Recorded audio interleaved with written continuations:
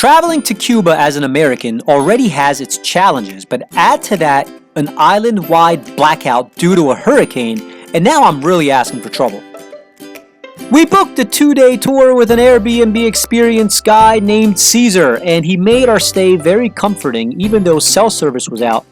Food was hard to find, and drinks were hard to find, partially due to the fact that the communist government controls the supply to these things to the locals.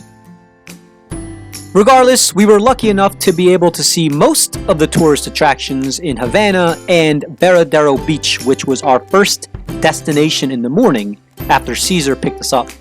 And along the way, we stopped at this very scenic bridge, Puente de Bacunayagua, which, as you can see, oversees the valley below.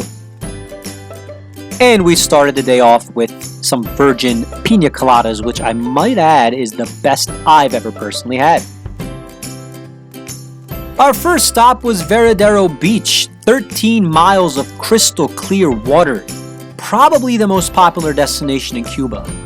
But it felt like we had most of the beaches to ourselves, due to the power outage and recent hurricane, and also due to the fact that Caesar was nice enough to take us to some of his favorite secret beaches, like the one you see here, where we can observe the water smacking up against the rocks.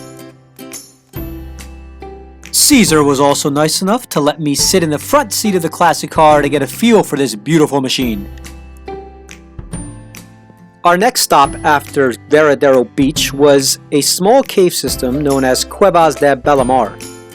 Also known as Cuba's oldest attraction, they do offer tours, in which you can see much more than what we did. We simply went down the approximately 100-step entrance and swam around a little bit in the crystal clear blue waters of this cave section. And as you can see, we're able to observe both stalagmites and stalactites here in this beautiful section of the cave. We went along our way and we stopped by one of Caesar's friends' houses to pick up some items. And we also observed a ton of storm damage along the way. Now, most of the storm hit the west side of Cuba, so luckily for people who live in Havana and anything east of that, the storm didn't have too much of an impact. This was a small metropolitan forest, a few minutes outside of Havana, our last stop of the day. We awoke early the next morning and walked towards Havana as we observed this magnificent sunrise, and self-guided our way around to see the different sights of Havana, such as the National Capitol, which was designed by the same architect who designed the US National Capitol. Scenes of collapsed buildings and crumbling architecture are very common throughout Havana, as maintenance has simply been neglected on these buildings. It's one of the main issues that's been facing Cuba for over 50 years, and the fact that they live in Hurricane Alley doesn't help. After around 3 hours of walking around Old Havana, we decided to venture out to Fusterlandia, a short 20-minute ride outside the city, to a creative art installation by Jose Fuster. Now, the initial attraction is 3 levels of beautiful, epic mosaic tiles, but it's branched out into the surrounding neighborhood, as the artist wanted to bring his creative fantasies to real life in his own backyard. After Fusterlandia, we stopped by our Airbnb to get ready for our next experience.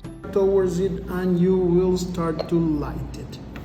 Contrary to butane and sulfur, smoking a Cuban cigar has long been on my bucket list, as I've always told myself, if I ever plan to smoke a cigar, the first time will be in Cuba. And we couldn't have asked for a better host for this experience than Amos, a seasoned vet in both manufacturing and smoking a cigar. He taught us everything about the cigar making process, from farming to the production, and he showed us everything about how to select a cigar, cut the tip, and smoke it properly, along with combining it with the Cuban rum flavor to maximize the experience. This was by far the most relaxing experience of my life. Our last planned stop in Cuba was Fabrica, a very well-known and highly rated art museum slash club slash installation that unfortunately was closed due to the recent power outage. We took a tuk-tuk there and observed many beautiful classic cars en route.